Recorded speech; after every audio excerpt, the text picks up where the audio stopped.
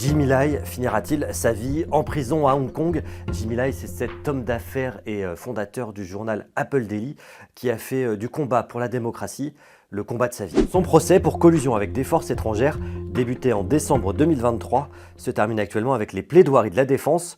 Lors d'une des dernières audiences jeudi 21 août, son avocat a notamment tenté de convaincre la Cour qu'il n'était pas mauvais de soutenir la liberté d'expression et les droits humains. Âgé de 77 ans, souffrant de problèmes cardiaques, Jimmy Lai est en prison depuis 5 ans. Il est depuis soumis à un régime d'isolement strict avec seulement 50 minutes d'exercice par jour et un accès à la lumière naturelle quasiment inexistant. Sa détention s'appuie sur une loi de sécurité nationale imposée par Pékin en 2020, un an après les grandes manifestations pro-démocratie de 2019. Elle punit notamment de la prison à vie, la trahison et l'insurrection. Son journal, l'Apple Daily, a été fermé en 2021 par les autorités.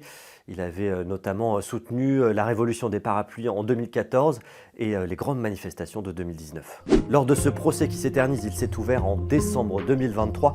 Le milliardaire à la double nationalité britannique et taïwanaise n'a pas pu choisir librement ses avocats. Un témoin cité par l'accusation aurait été torturé, dénonce Reporters sans frontières. L'association de défense de la liberté de la presse, soutenue par 72 associations, a lancé un appel. Elle exhorte le Premier ministre britannique Keir Starmer à faire pression sur les autorités hongkongaises pour obtenir la libération de Jimmy Lai. Lundi 18 août, le procureur a soutenu que Jimmy Lai avait l'intention inébranlable de solliciter des sanctions, blocus ou autres activités hostiles contre la Chine et Hong Kong, s'appuyant notamment sur une rencontre avec le vice-président américain Mike Pence en 2019. Les 3 juges qui ont été choisis par le dirigeant de Hong Kong doivent rendre leur décision d'ici le mois de novembre.